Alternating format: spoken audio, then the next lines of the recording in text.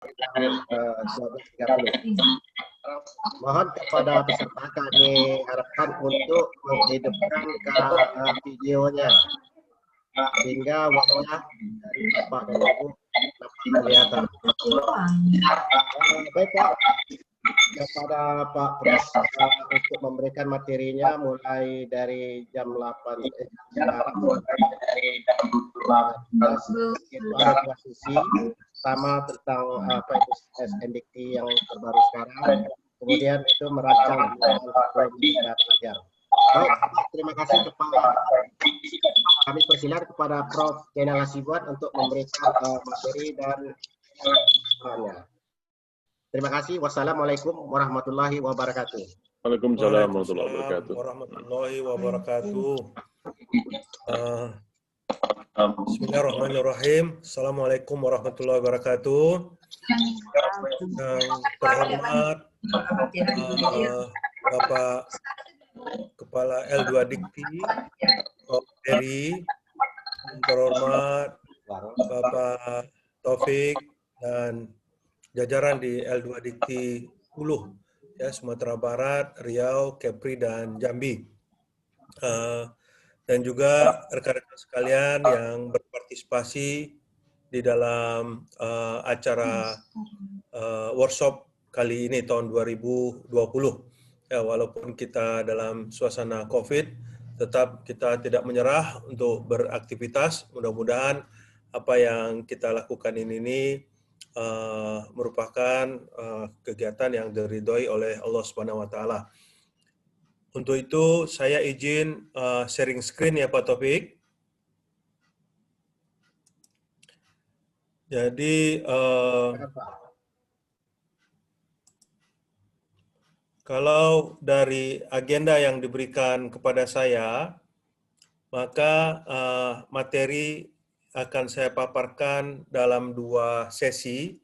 Ya, sesi pertama ini kita bicara mengenai pengembangan kurikulum yang terkait dengan pendidikan atau standar nasional pendidikan tinggi. Jadi pengembangan kurikulum pendidikan vokasi berbasis standar nasional pendidikan tinggi. Ini akan saya paparkan lebih kurang 1 jam ke depan. Kalau boleh izin nanti kita break dulu sebentar nanti sebelum masuk ke materi kedua, bagaimana kita merancang kurikulum program vokasi di Indonesia ini. Itu kira-kira skema yang diberikan tugas oleh Pak Taufik ke saya, dan mudah-mudahan kita bisa mengoptimalkan ya situasi ini, karena siangnya tanya jawab ya kalau nggak salah. Nah, untuk materinya ini cukup banyak, saya berupaya membuat sesingkat mungkin, tetapi agak sulit, jadi nanti saya akan kirimkan ini ke Pak Taufik dan silakan dibagikan kepada teman-teman. Yang kedua, di beberapa slide ada unsur kesengajaan bagi saya mengulangi slide-slide yang memang penting. Nah, oleh karena itu dengan file size-nya jadi akan lebih besar.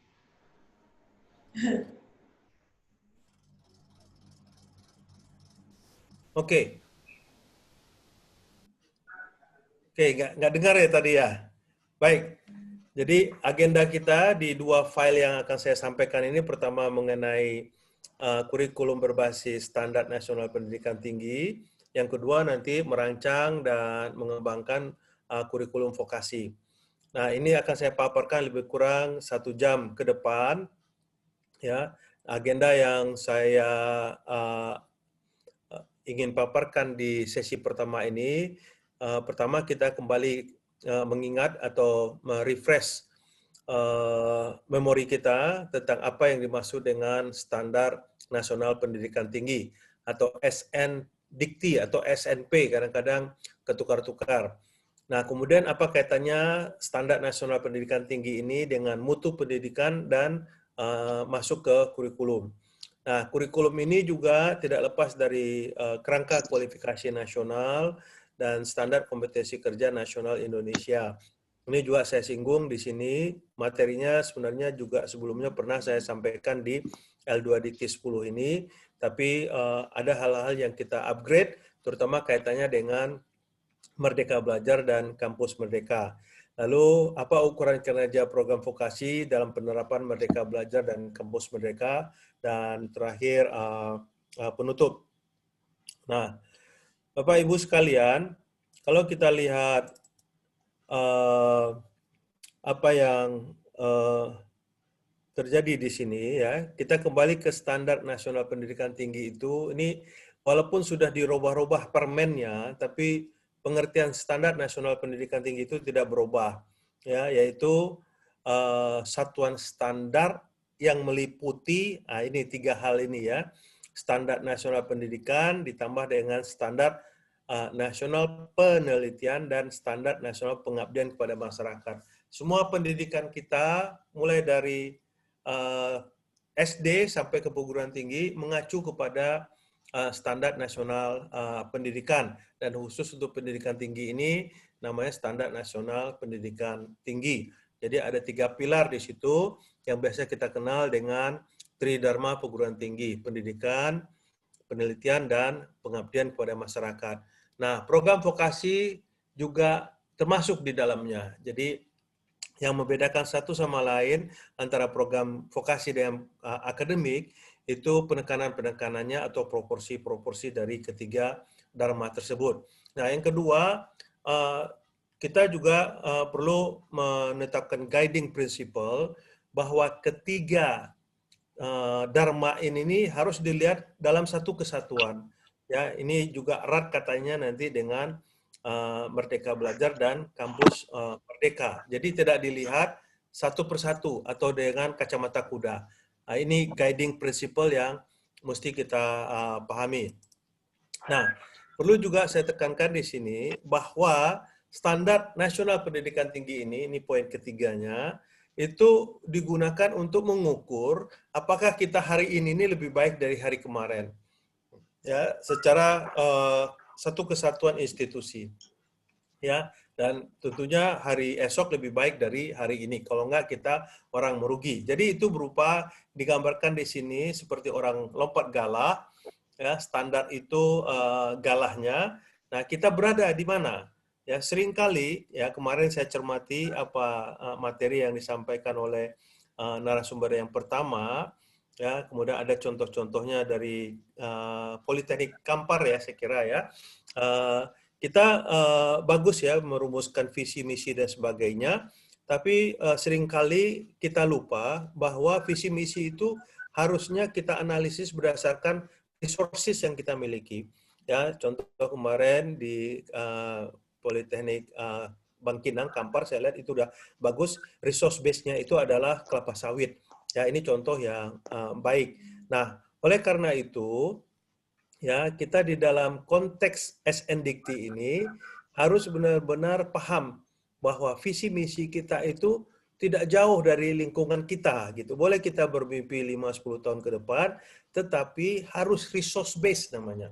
Berapa jumlah dosen kita yang mumpuni, ya, apa keunikan lokalnya kita, ya, kemana sebenarnya kita akan bermuara, ya, terutama untuk vokasi ini tentunya ke dunia usaha dan dunia industri, ya, dan seterusnya. Nah, kemudian kalau kita lihat ada sekitar 4 jenis institusi di Indonesia ini yang saat ini kalau dipetakan ya terhadap standar nasional pendidikan tinggi, itu yang A itu berarti sudah di atas standar, kemudian ada tanda panah kuning ke bawahnya itu outputnya juga sudah di atas standar. Ya, jadi A itu bagus. Nah, kemudian D juga dia udah menetapkan standar yang tanda panah ke atas, walaupun outcome-nya atau output outcome-nya di bawah standar, ya ada ke bawah tanda panahnya. Tapi karena output-nya itu masih di atas standar, maka D juga oke. Ya, jadi institusi yang gambarnya seperti D itu masih oke. Nah, kita lihat yang C. Yang C ini dia berada di standar. Ya, jadi dia berada di universitas atau institusi yang berada di standar. Nah, celakanya output dan outcome-nya, tanda panah kuning ke bawah itu, berada di bawah standar. Nah, ini tidak oke. Ya, jadi ini ada permasalahan antara gap antara visi misinya serta tujuannya dengan outcome dan output dan outcome-nya. Ya, jadi nggak match. Dia memvisikan seperti apa, dia memprogramkan seperti apa, di atas standar semuanya, tetapi baseline-nya, realitinya, dia menghasilkan lulusan-lulusan yang di bawah standar. Nah, ini menjadi permasalahan ya. Jadi institusi yang jenis C ini menjadi permasalahan. Apalagi yang B. Yang B ini sudah dia di bawah standar, mungkin fasilitasnya nggak ada, dosennya juga datang dan pergi, kemudian mahasiswanya sedikit, operasional cost-nya tinggi, ya dan sebagainya, dan keluarannya pun ya output dan outcome-nya pun di bawah standar. Ini pun institusi seperti B ini bermasalah. Ya, jadi silahkan Bapak Ibu sekalian ya yang hadir di forum ini ya coba-coba nanti melihat visi misinya itu dengan realitinya.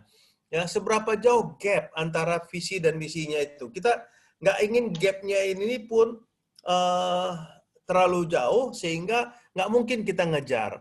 Ya, jauh lebih baik kita pelan-pelan meningkatkan mutu ya sesuai dengan sumber daya yang kita miliki, ketimbang kita pasang visi misi yang mengkagumkan gitu ke depan, sementara resources kita nggak mendukung, ya atmosfer kita tidak mendukung, ekosistem kita nggak mendukung. Nah ini sangat filosofis ya, tapi ada baiknya juga mesti kita pahami ya. Nanti silakan ditanyakan kalau ada yang kurang paham mengenai ini. Nah, ini singkat saja saya mengatakan bahwa ketiga pilar kita Tridharma tadi diuraikan, nah ini di Standar Nasional Pendidikan Tinggi yang baru ya, diuraikan ke dalam 24 standar ya. Jadi masing-masing standar pendidikan ada 8, standar pengabdian masyarakat ada 8, standar penelitian ada 8 ya. Yang masing-masing kita masih pegang erat itu ya. Ini yang kita petakan ya ke dalam sistem akreditasi yang baru dengan menggunakan 9 kriteria. Nah, ini perlu kita pahami juga bahwa 3 standar diuraikan ke 24 standar, digunakan 9 kriteria untuk memantau, memetakan, memotret mutu pendidikan kita. Ya. Nah, ini pola pikir, kerangka berpikirnya ini harus komprehensif, sehingga kurikulum kita itu hanya salah satu komponen di dalamnya, ya, yang tidak boleh lepas dari kerangka berpikir yang besar tadi. Tuh. Nah, saya gambarkan di sini, ini udah gambar lama, tapi saya membuat waktu saya jadi ketua BSNP tempo hari, ya, bahwa ekosistem secara keseluruhannya itu sebenarnya sudah bagus, simpul-simpulnya sudah bagus. Simpul yang membuat standar itu badan independen, namanya Badan Standar Nasional Pendidikan. Simpul yang mengimplementasikan standar juga independen, namanya institusi pendidikan, mulai dari TK sampai perguruan tinggi. Ya. Kemudian simpul yang mengevaluasi pelaksanaan standar di masing-masing institusi itu juga lembaga independen, namanya BAN, ya Badan Akreditasi Nasional. Nah, apa yang dievaluasi? Pastikan bahwa semua institusi pendidikan memberikan layanan pendidikan sesuai dengan kerangka KKNI kita, kerangka kualifikasi nasional Indonesia yang sudah kita rumuskan, yang sudah kita jadikan sebagai bahan ratifikasi kita untuk pertukaran tenaga kerja di ASEAN ini, yang terdiri dari 1 sampai 9. Ya, kita tahu vokasi D3 itu levelnya 5, ya, vokasi D4 itu levelnya 6, sedangkan D2 levelnya 4 dan seterusnya. Ya. Dan itu ada rumusan bakunya, tetapi harus kita terjemahkan ke program vokasi kita masing-masing. Nah, KKNI ini akan menghasilkan orang itu berkualifikasi sesuai dengan jenjangnya. Itu di dunia pendidikan. Di dunia kerja, dia harus bisa dipetakan kompetensi apa yang dia miliki. Kalau jenjangnya 5, kalau jenjangnya 6, kompetensi apa? Nah, kompetensi ini banyak sekali. Jadi unit analisis terkecil kita adalah sekarang ini bukan lagi mata pelajaran, bukan lagi mata kuliah, tetapi unit kompetensi. Ya, jadi satu mata kuliah terdiri dari berbagai macam kompetensi. Satu kompetensi bisa diperoleh dari beberapa mata kuliah. Kebijakannya gitu. Yang dalam bahasa hukumnya namanya capaian pembelajaran, CP. Ya. Nah, CP inilah yang akan kita gunakan. Kita mau mensasar profesi apa, ya, atau okupasi apa. Nah, di sini nanti akan muncul permasalahan dudinya kita, dunia usaha dan dunia industri kita, terutama untuk vokasi ini sangat-sangat belum mapan, ya. Jadi tidak mudah mematchingkan antara lulusan vokasi ini dengan dudi yang ada di lapangan. Nah, disinilah challenge-nya kita di Indonesia. Berbeda dengan di Jerman. Kalau di Jerman itu industrinya sudah mapan dan sudah terdefinisikan tenaga-tenaga vokasi apa yang mereka butuhkan. Kalau kita terbalik, kita punya sederetan tenaga-tenaga vokasi, tetapi kita tidak siap dengan di mana mereka akan bekerja ini. Di dunia usaha dan industri apa mereka akan bekerja. Oke, mudah-mudahan ini filosofinya dipahami oleh para peserta ya, sehingga kita bisa melihat dengan wacana yang lebih luas ya, dengan tingkat kesabaran yang tinggi ya, karena salah satu tantangan kita itu adalah menciptakan ekosistem dudi tadi ya, yang tentunya tidak bisa kita serahkan hanya kepada dunia usahanya saja, karena dunia usahanya saja pun juga masih empot-empotan lah begitu kasarnya, dan pemerintah pun terlalu banyak prioritasnya sehingga dunia usaha kita pun masih jauh tertinggal. Nah, ini tantangan kita terutama untuk vokasi, ya akademik juga begitu. Nah, ini sesingkat aja bahwa apa yang kita kerjakan ini ya, yang utama starting point kita sebenarnya di paling sebelah kanan kurikulum. Tapi kalau kita tarik kurikulum ini ke hilirnya, ke hulunya, ini tidak lain tidak bukan terkait dengan akreditasi atau sistem penjaminan mutu internal, terkait dengan sistem penjaminan mutu eksternal atau akreditasi, dan terkait dengan standar. Jadi satu sama lain itu Bapak Ibu sekalian terkait, sehingga kita memang mesti suka tidak suka, mau tidak mau melihatnya secara keseluruhan. Nah, kaitan SNDikti, mutu pendidikan dan kurikulum ini juga mungkin saya cepat saja di sini ya, karena saya yakin Bapak Ibu juga udah sering mendengarkannya ya, bahwa muara kita semuanya ini adalah mutu pendidikan. Membuat kurikulum yang baik agar mutunya baik. Ya, akreditasi dilakukan agar kita tahu peta mutu ya. Peta mutu kita rumuskan dari standar. Ya, jadi kira-kira kaitannya begitu. Ya, ini saya skip saja, nanti jadi bahan bacaan ya. Nah, saya mau masuk ke dalam SKKNI dan KKNI. Ini penting sekali, terutama untuk vokasi. Di dalam merumuskan kurikulumnya, nanti masing-masing kurikulum itu ada sederetan mata pelajaran, ya, apakah itu praktek, apakah itu teori, dan sebagainya, itu terkait erat dengan pertama kualifikasinya, yaitu pasti itu harus di jenjang level 5, dan kemudian kompetensinya, apa yang bisa dia kerjakan, itu sangat spesifik. Nah, ini semuanya dasarnya sudah ada ya 2012 ya, ini artinya udah berkali-kali kita dengarkan dan kita baca, tapi seringkali kita lupa begitu kita merumuskan kurikulum ya. Ini seringkali kurikulum terjebak dengan visi misi, tujuan, subtujuan ya, dan sebagainya dan sebagainya. Tanpa kita benar-benar menghayati apakah outcome kita itu tuh udah sesuai dengan jenjang kualifikasinya ataupun sudah sesuai mensasar beberapa okupasi atau profesi.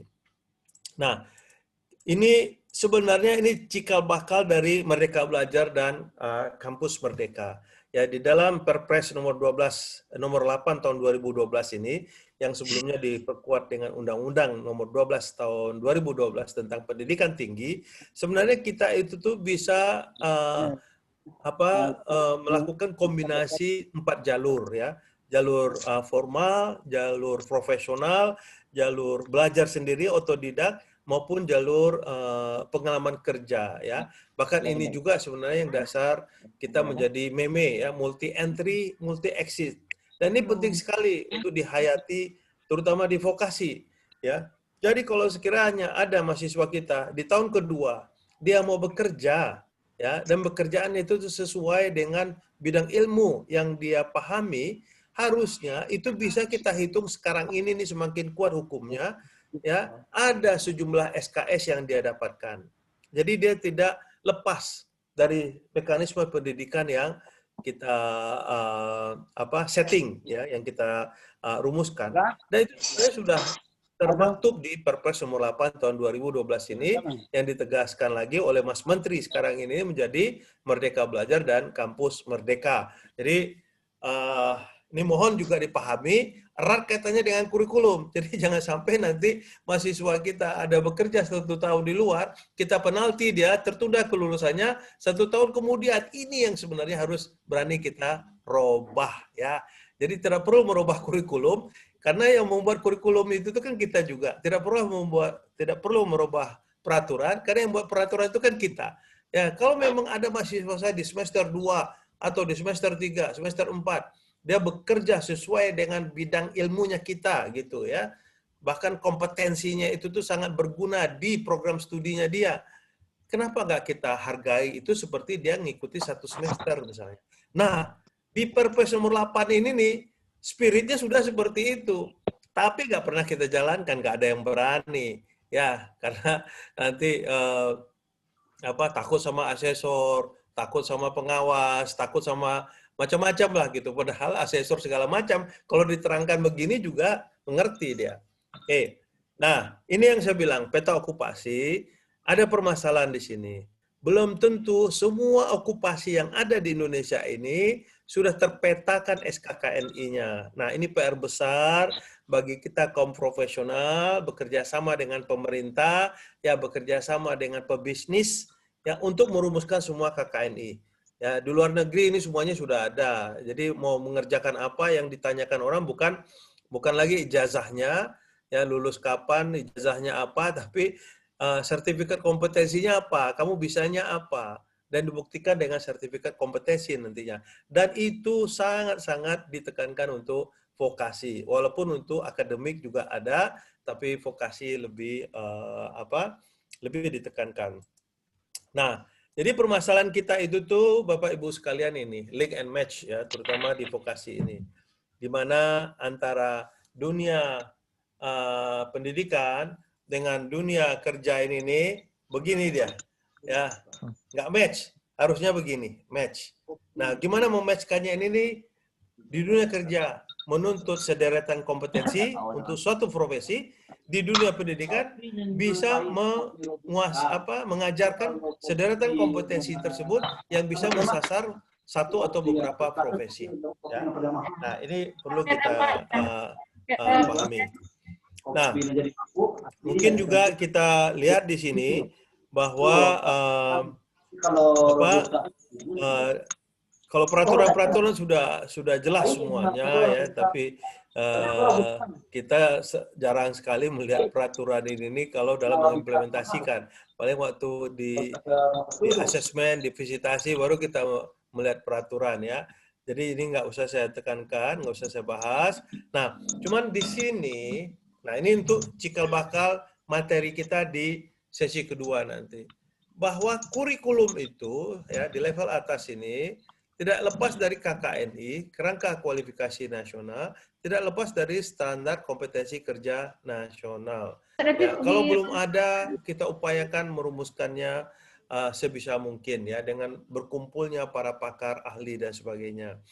Nah, dari kurikulum ini kita rumuskan ranah keilmuan yang mana profilnya itu sudah ada di profil generiknya ya, sudah ada di rumusan KKNI di Perpres nomor 8 tahun 2012 tersebut. Nah, di situ pun termaktub bahwa kalau kita mau mensasar spesifik profesi atau okupasi tertentu, sudah ada daftar kompetensi yang harusnya dimiliki ya. Jadi tidak umum. Intinya itu harus well defined ya, well defined. Nah, sampai kepada di bawah ini course online ya, jadi mata kuliah. Jadi kurikulum itu bukan hanya sederetan mata kuliah, tetapi berikut course outline-nya dan materi kuliahnya 1 semester, 2 semester, 3 semester, dan seterusnya. Inilah yang kita petakan ke learning outcome ya. Jadi setiap mata pelajaran itu ada learning outcome-nya. Learning outcome itu tuh adalah rumusan dari sederetan kompetensi. Rumusan dari sederetan kompetensi itu itulah yang akan mensasar profesi ya, seperti kita lihat di sini. Ya, petanya ini sudah baku mulai dari hulu ke hilir. Di hulu itu kita lihat juga 3 komponen secara bersamaan, namanya sikap, pengetahuan, keterampilan. Kita petakan dia ke jenjang kualifikasinya, yaitu kalau vokasi D3 itu jenjang level 5, dan kita udah rumuskan sederetan kompetensi yang kita sebar ke berbagai macam mata kuliah, mata pelajaran, agar lulusan kita itu tuh jelas profesi yang mau dia sasar. Ya, bukan lagi dia lulus mau kerja di mana semuanya menjawab mau jadi pegawai negeri, ya gak bisa ya. Jadi pegawai negeri itu pilihan terakhir lah kalau bisa gitu, karena peluangnya sangat-sangat kecil dan juga relevansinya terhadap bidang ilmu kita sangat-sangat kecil. Ya kalau misalnya dia teknik informatika D3 masuk ke pegawai negeri, nanti paling disuruh fotokopi buat teh ya dan sebagainya gitu. Jadi rumuskanlah benar-benar sederetan kompetensi dan rumuskan profesi apa yang mereka bisa kerjakan. Ya. Nah, kalau dilihat lagi lebih rinci di sini kaitannya, ya misalnya DO ini nih degree outcome. Berarti kalau D3 ya diploma D3 itu degree. Program studinya, katakanlah program studinya itu saya ambillah bidang saya ya. Teknik atau teknik komputer misalnya, ada D3 teknik komputer. Nah, di dalam teknik komputer itu ada beberapa area yang namanya itu body of knowledge ya. Misalnya di teknik komputer itu ada jaringan, ada basis data, ada khusus mungkin mengenai user interface ya dan sebagainya. Ada body of knowledge ya. Nah, tidak mungkin body of knowledge ini semuanya tercover. Oleh karena itu, ya program studi juga diminta untuk menjaga keunikannya yang menggambarkan keunggulan dari lokalnya. Nah, di bawahnya ini ada beberapa mata kuliah yang mendukung. Nah, di bawahnya lagi ini nih terserah mau dinamakan apa, ada yang mengatakan silabus, ada yang mengatakan RPS, ada yang mengatakan GBPP, SAP. Ya, saya tidak akan berdebat mengenai nama ini, tapi intinya semuanya sama itu ya. Berarti ada uraian mata kuliahnya di situ, ada learning outcome-nya di situ, ada di situ sesi 1, sesi 2, sesi 3, ada di situ evaluasinya, baik psikomotorik, baik kognitif ya, dan sebagainya. Ya semuanya lengkap di situ, sehingga bisa dipetakan begitu mereka lulus, mereka itu tuh profesinya apa. Itu yang penting dipegang teguh. Ya, saya udah berkali-kali nih bicara di depan vokasi begini, tapi kita kembali lagi nanti terperangkap merumuskan visi, misi, program, tujuan, ya, yang tidak ada operasionalisasinya sama sekali dan tidak ada evaluasinya. Dasarnya itu tuh apa, itu boleh dikatakan lemah. Nah, mudah-mudahan kalau itu benar-benar terjadi sama teman-teman di sini, ayo kita berubah. Ya, sekarang ini nih harus dibalik cara berpikirnya. Selama ini kita mengerjakan apa, hasilnya apa, ya. Nah, kita harus berani merubah kalau sekiranya terjadi kekurangan-kekurangan. Oke. Nah, jadi merumuskan kurikulum ini yang berubah total. Kalau dulu kita menyusunnya itu tuh dari kiri ke kanan. Dosennya baru lulus dari ITB, dia belajar teknik sipil, mesin, ya. Kemudian dalam kurikulum harus ada pelajaran mesin. Ya, kemudian KKNI ya boleh dikatakan karena dia ngambil S2, S3, dia nggak begitu memperhatikan kalau untuk D3 itu tuh apa yang harus dimiliki. Kompetensinya apa, profesinya apa ya. Jadi dari kiri ke kanan ini seringkali di 3 terakhirnya ini kalau dari kiri ke kanan itu sudah semakin kabur karena ego dari si dosennya sendiri yang lebih dominan ya. Saya mengatakan seperti ini bukan tanpa data ya. Saya ini asesor tertua ya di Bandikti itu, di Ban-PT. Ya, jadi sudah ratusan program studi saya datangin, baik D3, S1 dan sebagainya ya. Lebih banyak mata kuliah itu tuh menggambarkan mata kuliah yang mereka pelajari semasa mereka kuliah ngambil S2 sebelumnya.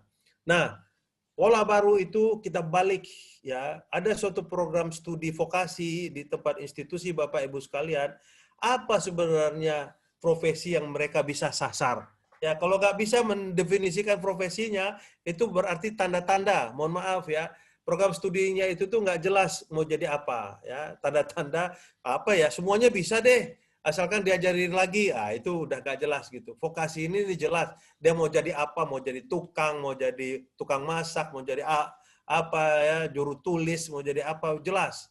Nah, setiap profesi dari kanan ke kiri ini harus ada kompetensinya, bisa ini, bisa ini, bisa ini, bisa ini, mampu ini ya, dan seterusnya. Nah, semuanya itu mungkin kalau ada unsur analitiknya, wah terlalu tinggi. Tapi lebih banyak kalau untuk vokasi itu unsur praktisnya. Nah, itulah dia level 5. Nah, baru dimasukkan ke dalam kurikulum, baru dipilih mata kuliah apa yang bisa mengajarkan itu, baru dicari dosennya siapa nih. Kalau belum ada dosennya, nah disinilah kita yang terakhir ini Mas Menteri mencanangkan, kita resource sharing. Cari di MOOC, ya, Massive Online Open Course, ya, atau datangkan orangnya, atau kirimkan dosen-dosen kita untuk belajar. Ya, jangan sampai ada dosen yang mengampu satu mata kuliah, padahal dia sendiri belum pernah mengambil mata kuliah itu, bahkan dia sendiri juga bukan bidangnya mata kuliah itu. Terjadi loh. Ya, saya bukan ngomong kosong ini yang seperti ini nih. Nah, mudah-mudahan, ayolah, marilah kita berubah ya. Nggak usah lagi mikirin, wah banyak jam mengajar, itu nanti banyak rezeki, enggak lah. Ya, kita menciptakan pengangguran itu tuh jauh lebih besar dosanya ya daripada kita mengajarkan sesuatu yang kita bukan ahlinya ya. Jadi saya ulangi lagi nih, kita menghasilkan pengangguran itu jauh lebih besar dosanya daripada kita mengajar sesuatu yang kita bukan ahlinya ya. Ini luar biasa ini. Nah, ini saya kasih contoh di bidang ilmunya saya ya, di bidang komputer. Misalnya ada stream. Karena di komputer itu sendiri banyak sekali bidangnya ya. Dan nggak mungkin semua bidang itu tuh bisa dihasilkan di dalam suatu program studi. Makanya di sini ada database, informatik, dan sebagainya. Nah, profesinya jelas sebelah kanan ini. Mau jadi database manager, mau jadi database operator, mau jadi data security manager, dan seterusnya ya. Nah, sekarang ini nih di reinforce kalau saya melihatnya, bukan dirubah, ya, di reinforce ya dengan jargon baru, Merdeka Belajar dan Kampus Merdeka. Nggak ada sebenarnya yang baru di sini nih, ya. Tapi kita aja selalu heboh, wah ini langsung kurikulumnya mesti dirubah nih gitu. Tanpa dirubah pun kita bisa menerapkan Merdeka Belajar dan Kampus Merdeka ini. Jadi judul kita di sini ini pengembangan kurikulum vokasi ya. Kalau menurut hemat saya reinforcing saja. Kita reinforce program yang ada ya supaya lebih relevan, lebih matching ya, lebih sesuai dengan kebutuhan, dan kita bisa berhasil berkontribusi ke negara ini nih, ke republik ini, mengurangin pengangguran ya. Nah, apa yang memicu Merdeka Belajar Kampus Merdeka ini? Ini yang relatif baru nih ya, revolusi industri 4.0. Ya, mau tidak mau, suka tidak suka, semua program studi harus bersinggungan dari sekurang-kurangnya ya beberapa di antara 8 teknologi yang ada saya sampaikan di sini. Artificial Intelligence, Internet of Things, 3D printing, robotik, blockchain, drone, virtual reality, augmented reality. Semuanya kah bisa kita kuasai? No, nggak bisa. Resources kita terbatas. Pilih sajalah. Nah, yang paling memungkinkan kita pilih itu, yang pertama Artificial Intelligence, ya, yang kedua Internet of Things, mungkin yang ketiga augmented reality atau virtual reality, atau juga drone dan sebagainya. Ya. Nah, kemudian yang kedua, waktu revolusi industri 4.0 diperkenalkan, kita udah disuruh berubah, tapi kita belum juga berubah. Nah, begitu datang peringatan kedua COVID-19, baru kita berubah total ya, terutama dalam belajar. coba aja nih, harusnya saya ke Padang ini ketemu kalian semuanya gitu ya, sekarang melalui webinar, melalui online begini ya. Jadi ada radical change yang dipaksakan di poin kedua ini yang menuntut kita agar berubah, terjadi disrupsi. Terjadi disrupsi. Oke? Nah, apa yang diminta di sini, berubahlah kita mindset kita dan kultur kita. Nah, ini nanti saya harapkan ini menjadi perdebatan di sesi kedua ya, bagaimana kurikulum kita itu harusnya benar-benar berubah pelaksanaannya. Esensinya nggak berubah, tapi operasionalnya, proses prosedurnya itu udah harus berubah ya. Berapa lama mahasiswa kita di lapangan, berapa SKS mesti kita kasih, kemana mereka bisa menggali ilmu praktisnya ya dan sebagainya. Nah, itu mesti kita lakukan perubahan-perubahan di mindset dan culture. Nanti di sesi kedua kita uraikan lebih rinci lagi ya. Nah, termasuk di sini masing-masing kita untuk bisa melakukan perubahan di mindset ya, di mindsetnya kita. Nah, bahkan Bapak Presiden ini melakukan mencanangkan 5 program strategisnya yang berjudul percepatan transformasi digital. Nah, ini juga sebagai respon kita terhadap perubahan-perubahan yang dituntut oleh revolusi industri 4.0 dan COVID tadi gitu. Nah, kalau ini juga masih belum mempan untuk kita berubah, kita masih berpikir seperti pola-pola lama, walau alam saya nggak tahu lagi apa yang mesti Allah berikan kepada kita nanti peringatannya gitu ya. Nah, apa yang berubah? Ini dia tadi. Ya, landscape ya, pola peta pendidikan kita dan proses belajar mengajar kita itu berubah. Lebih adaptif, lebih fleksibel, lebih agile, lebih personal, lebih kontekstual, lebih relevan, lebih manusiawi, lebih merdeka dan seterusnya. Dan perubahan tersebut dimungkinkan didukung oleh teknologi informasi dan komunikasi yang contohnya ini kita sekarang lakukan ya. Ini kalau nggak ada TIK-nya nih nggak mungkin kita bisa melakukan workshop secara online seperti ini.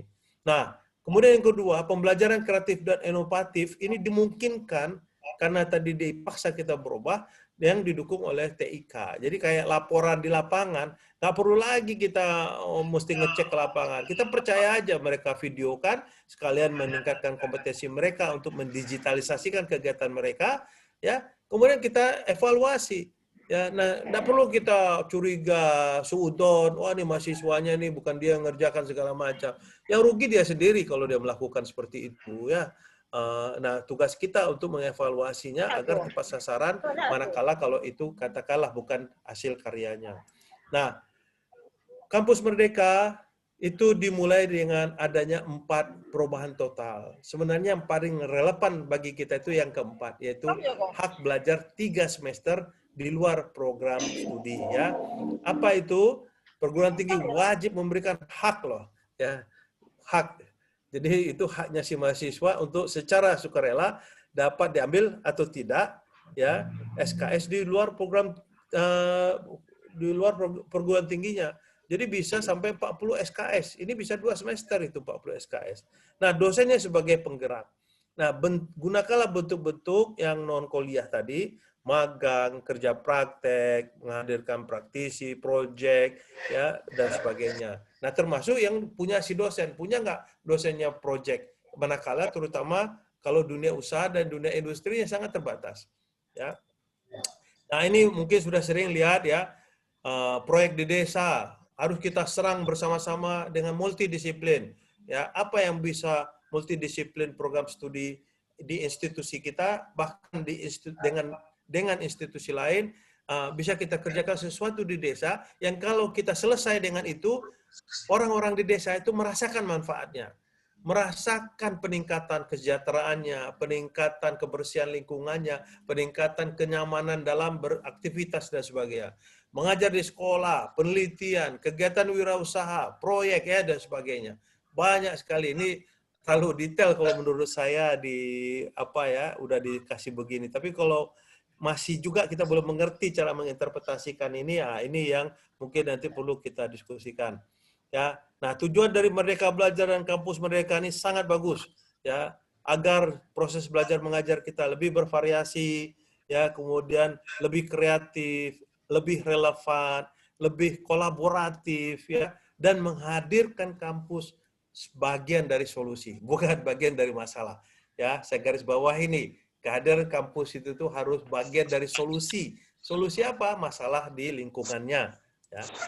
Nah, kita akan berusaha menyesuaikan cara berpikirnya seperti ini, beraktivitas dari ruang terbatas ke ruang bebas, beraktivitas dari waktu tertentu ke waktu yang lebih bebas. Ya, jadi beda mengajar tradisional dengan mengajar melalui teknologi ini, ya, terutama di era kampus Merdeka ini. Beraktivitas dari berkompetisi menjadi berkolaborasi, ya, beraktivitas dari bisnis menjual fisik menjadi jual ide, ya, dan seterusnya. Nah, ini tadi sehingga cara mengajar kita pun juga lebih adaptif, lebih fleksibel, lebih agile, dan seterusnya. Nah, apa ukuran kinerja vokasi ini? Nah, ini nanti juga harus kita buat instrumennya, ukurannya. Ya, pertama, kesiapan kerja lulusan. Ingat ya, Mas Menteri itu mencanangkan 3 evaluasi saja untuk merelaksasi akreditasi. Akreditasi Anda boleh tidak perlu diperpanjang, otomatis perpanjang, ya kalau tidak ada 3 hal ini masuk ke mereka. Pertama, ya tracer study-nya minimal 80% harus bekerja. Ya, 80%. Ya. Nah, sudahkah kita melihat lulusan kita berapa persen yang bekerja? Bekerjanya sesuai dengan bidang kita, bukan bekerja ya serabutan begitu. Ya, kedua, kemudian mahasiswa kita di luar kampus, ya, dosen di luar kampus dikenal apa tidak, kualifikasi dosen, dengan karya-karya patennya, publikasinya, penerapan riset dosen, kemitraan program studi, ya, dan sebagainya. Tidak ada komplain dari masyarakat, ya, kemudian jumlah mahasiswanya tidak boleh menurun. 3 hal tadi, ya. Pertama, tracer study, kedua tidak ada komplain dari masyarakat, ketiga jumlah mahasiswa tidak menurun. Kalau ketiga hal ini tidak terjadi, akreditasinya boleh tetap, ya, kecuali kalau mau ditingkatkan. Nah, ini suatu apa? Saya kira suatu revitalisasi pengertian akreditasi itu ya seperti itu. Ya, Kampus Merdeka mendobrak tembok antar disiplin keilmuan, dan kita udah harus mulai bekerja itu tuh kolaboratif dan multidisiplin. Ya, apalagi dalam satu institusi punya beberapa prodi, harus ada proyek bersama. Kalau enggak, dia seperti pakai kacamata kuda aja. Kurikulum yang lebih fleksibel, modalitas pembelajaran bervariasi tadi, ya, ada 4 jalur tadi, akademik, non-akademik, pengalaman, otodidak, dan reformasi internal manajemen dan governance. Termasuk kalau sekiranya mahasiswa kita magang 1 semester, 20 SKS, ada 5 mata pelajaran yang nggak dia peroleh, mungkin hilang 5 mata pelajaran ini karena digantikan dengan kompetensi yang dia mesti dimiliki. Nah, kelima dosen ini ngajar apa? Honornya dari mana? Nah, ini harus ada reformasi manajemen di situ. Yaitu dia harus membimbing mahasiswanya yang honornya, kalau ada itu honornya, tidak boleh kurang daripada apa yang dia dapatkan sebelumnya. Nah, ini tidak mudah di beberapa institusi melakukan itu gitu ya. Seolah-olah malah dengan ada Merdeka Belajar ini mereka melakukan penghematan.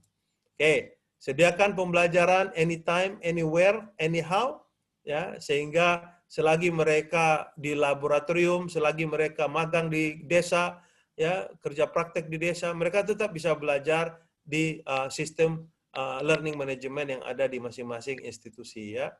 Dan integrasikan Tridharma tadi, pendidikan, penelitian, dan pengabdian, ya, tingkatkan kompetensi guru dan dosen, pedagogik, kepribadian, profesional, dan sosial, terutama pedagogi teknologi. Ini ya, saya garis bawah ini, itu pedagogi teknologi ini penting sekali, kita bisa mengajar menggunakan teknologi informasi dan komunikasi.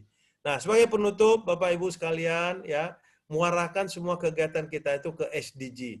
Sehingga sekecil apapun yang kita kerjakan, berkontribusi ke bangsa ini nih, karena SDG ini diratifikasi oleh hampir setiap negara termasuk Indonesia, ya.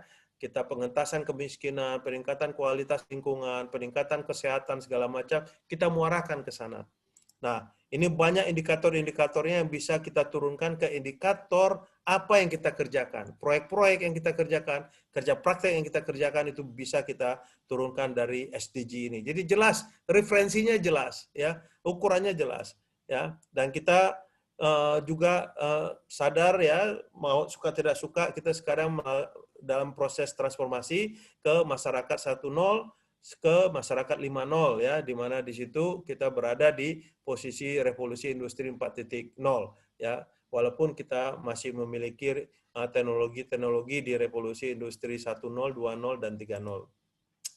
Nah, ini apa yang dikatakan oleh Charles Darwin tahun 1884, bahwa yang bisa survive itu bukanlah yang paling pintar, bukanlah ototnya yang paling kuat, tapi adalah orang yang paling bisa beradaptasi. Nah, pertanyaannya, institusi kita, program kita, bisa nggak beradaptasi terhadap perubahan-perubahan ini?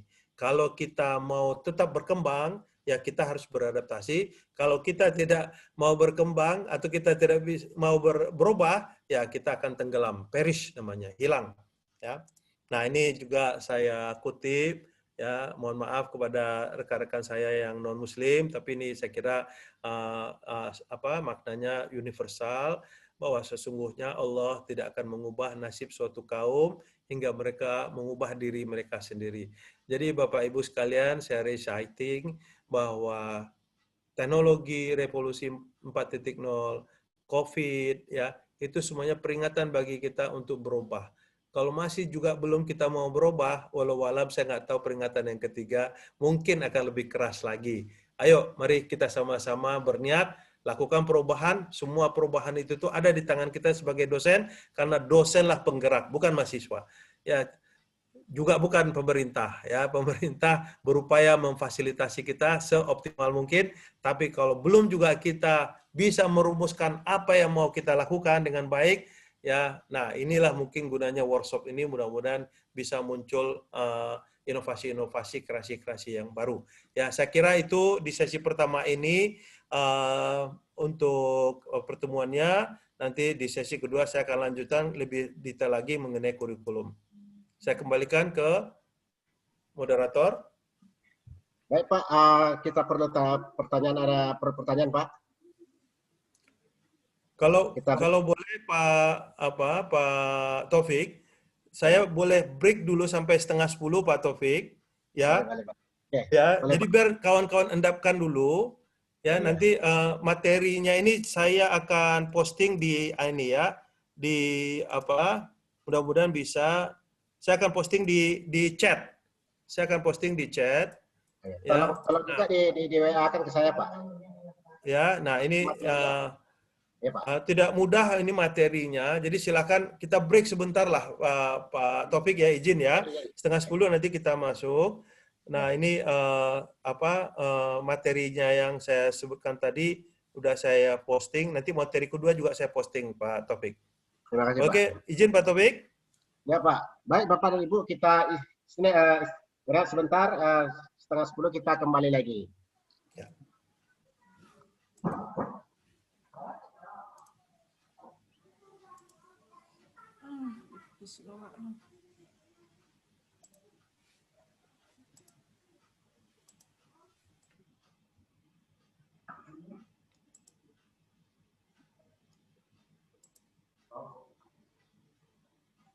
Nah.